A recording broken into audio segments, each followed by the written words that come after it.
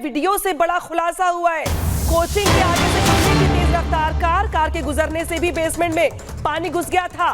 Coaching के आगे सड़क पे पानी भरा हुआ था पहले से।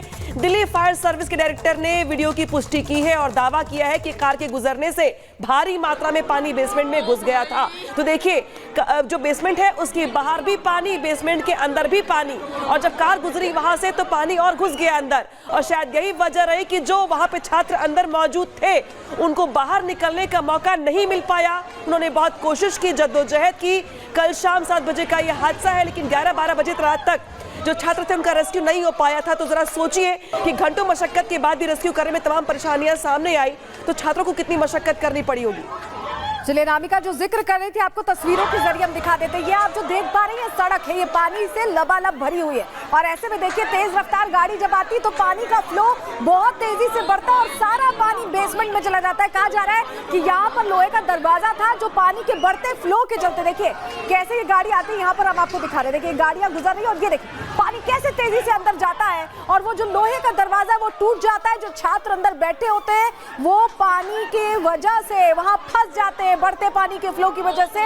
ये तस्वीर गवाह है और बाकायदा इसकी पुष्टि की गई है एनडीआरएफ के डायरेक्टर की तरफ से। यानी कि जो पानी का बहाव तेज हुआ, जब वाहन वहां से गुजरता है तब पानी का बहाव तेज हो जाता है और उसके बाद छात्र फंस जाते हैं। 3 तस्वीरें हम आपको दिखा रहे हैं। पहली तस्वीर आप उस गाड़ी को गुजरते देख पा रहे हैं जिसके चलते पानी ओवरफ्लो होता है क्योंकि बेसमेंट ढलान पर थी और ऐसे में पानी सीधे अंदर जाता है लाइब्रेरी में जहां छात्र पढ़ रहे होते हैं। दूसरी तस्वीर में आप देखिए, छात्र एक एक करके निकल रहे हैं। महज 3 मिनट में बताया जा रहा था कि पानी पूरी तरह से बेसमेंट में भर गया था और छात्रों को निकलने में दिक्कत आने लगी।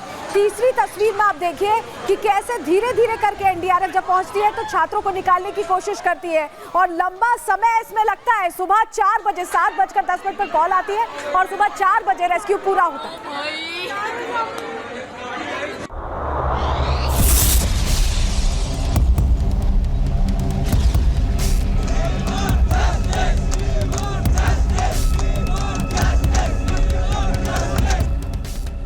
ये वो युवा हैं जो कल देश का भार और जिम्मेदारियां अपने कंधों पर लेते। इनकी क्या गलती थी? ये तो बस पढ़ाई करने और अफसर बनने की प्लानिंग के साथ दिल्ली आए थे। आखिर इस घटना का जिम्मेदार किसे माना जाए? आपको बता दें, दिल्ली के फेमस कोचिंग सेंटर के बेसमेंट में डूबने से 3 यूपीएससी उम्मीदवारों की मौत हो गई, जिसके बाद बड़े पैमाने पर विरोध प्रदर्शन शुरू हो गया। प्रदर्शन कर रहे छात्रों ने कोचिंग सेंटर और अधिकारियों के खिलाफ लापरवाही बरतने के लिए कार्रवाई की मांग की है। वहीं दूसरी तरफ पोस्टमार्टम रिपोर्ट में खुलासा हो गया है कि शरीर के अंदर गंदा पानी जाने से मौत, दम घुटने और सभी अंग खराब होने से मौत। आरएमएल अस्पताल में हुआ पोस्टमार्टम। दुख की बात तो यह है कि छात्रों की मौत के बाद भी इस मामले में किसी की जवाबदेही तय होने के बजाय सियासत का दौर जारी है। इस मामले को लेकर बीजेपी और आप नेता एक दूसरे पर निशाना साध रहे हैं। इस घटना के बाद भारतीय जनता पार्टी ने आम आदमी पार्टी पर तीखा हमला किया है और दावा किया कि स्थानीय विधायक ने नालों की सफाई के लिए स्थानीय लोगों की बार बार की गई अपील को नजरअंदाज कर दिया।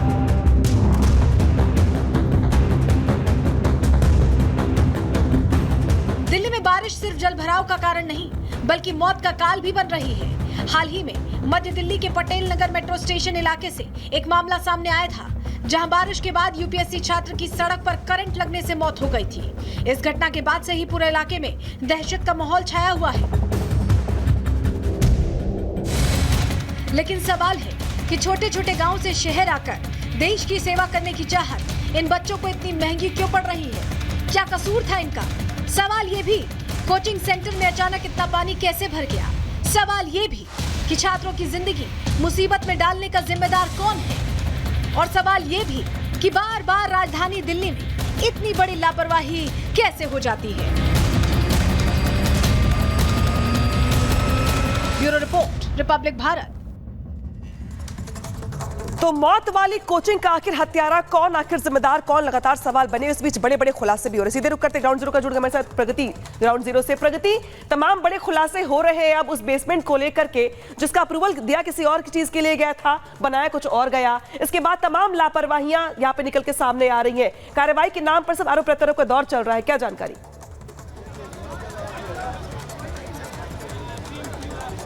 बिल्कुल अनामिका, स्टोरेज के लिए परमिशन दी गई थी, लेकिन वहाँ लाइब्रेरी का निर्माण हो जाता है। और सिर्फ ये राउज आईएएस एकेडमी में नहीं हुआ है, जितनी भी लाइन से आप एकेडमी यहाँ पर देखेंगे सबका स्ट्रक्चर इसी तरीके से बनाया गया है। जो चश्मदीद मौके पर मौजूद थे उन्होंने बताया कि 2 से 3 मिनट के अंदर ही पूरे बेसमेंट में 10 से 12 फीट पानी भर गया था और बच्चों को बचाने के लिए रस्सियां फेंकी गई थी, लेकिन पानी गंदा था इसलिए रस्सियां दिखाई नहीं दे रही थी। और पोस्टमार्टम रिपोर्ट का भी जब आप जिक्र कर रहे थे तो यही सामने आया कि गंदा पानी अंदर भरा और उसकी वजह से सारे ऑर्गन डैमेज हो गए थे। दम घुटने की वजह से यहाँ पर मौत हो गई है।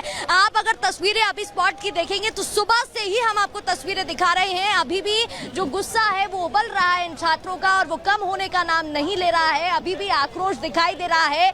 लगातार इस तरीके की तस्वीरें यहाँ से मिल रही हैं। वो बिल्कुल प्रगति, आप जैसा बता रही हैं, अभी छात्र नाराज है और लगातार प्रदर्शन कर रहे हैं, मांग कर रहे हैं कि उन्हें जवाब मिले आखिर उस सवाल का कि जिम्मेदार कौन है। बार बार ये घटनाएं क्यों सामने आती। बहुत शुक्रिया आपका जुड़ने के लिए और जानकारियां देने के लिए। तो परिवार से निकलकर छात्र आते हैं सपने पूरे करने। कोई चाहता है कि वो ऑफिसर बने, अपने परिवार का नाम रोशन करे, अपने परिवार को सपोर्ट दे, और यही वजह है कि माँ बाप भी उसके सपने को पूरा करने के लिए उसे अपने से दूर भेज देते हैं। लेकिन कोई माँ बाप क्या ये सोचता होगा कि वो जिंदगी भर के लिए अपने बच्चे को खुद से दूर कर रहे हैं। सिस्टम के हवाले से ऐसा ही लगता है कि बच्चे बेरहम मौत का शिकार बन रहे हैं। रिपोर्ट देखिए।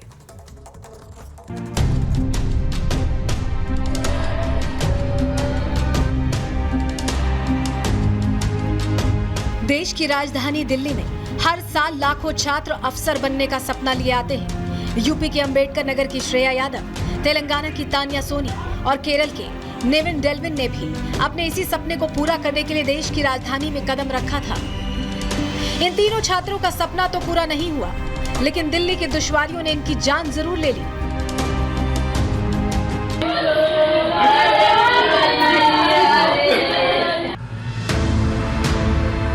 दिल्ली के ओल्ड राजेंद्र नगर में हुए दर्दनाक हादसे में अपनी जान गंवाने वाले तीनों छात्रों के परिवार में मातम छाया हुआ है। अंबेडकर नगर की श्रेया यादव 3 भाई बहनों में दूसरे नंबर पर हैं। श्रेया का पिता राजेंद्र यादव दूध की डेयरी चलाते हैं। श्रेया के चाचा धर्मेंद्र यादव दिल्ली एनसीआर में रहते हैं। इस तरह की घटनाएं जब होती हैं, मतलब किसी वजह से किसी की जान चली जाए, बिना किसी कारण की जान चली जाए किसी की, मतलब बदइंतजामी से, और एक जान की कीमत तो वो जानता है जो माँ बाप जिस बच्चे को पैदा करते हैं, पालते पोसते हैं, बड़ा करते हैं, तो उसकी पीड़ा तो वही जानते हैं। अब जो सिस्टम की जिम्मेदारी है वो सिस्टम को अपनी जिम्मेदारी को लेना चाहिए। और प्राइमा फेसिया मेरी ये डिमांड है कम से कम कि जो कोचिंग के ओनर हैं उन पर गैर इरादतन हत्या का मुकदमा ज़रूर दर्ज हो, ताकि जितने और कोचिंग सेंटर्स हैं, चाहे मानक से बनने हैं नहीं बनने हैं ये तो बात का विषय है, लेकिन कम से कम वो उनकी अपनी जवाबदेही ये हो जाए कि अगर मेरे से कोई लापरवाही होती है, मेरे सेंटर में कुछ ऐसा होता है, तो पहली जवाबदेही मेरी हो जाएगी। तेलंगाना की तानिया सोनी के भाई प्रतीक इस घटना के पीछे भारी लापरवाही को जिम्मेदार बता रहे हैं। उन्होंने पूरे मामले की जांच कर दोषियों के खिलाफ सख्त कार्रवाई की बात कही है। इस सबसे पहले जिम्मेदार है एमसीडी, उसके बाद राव।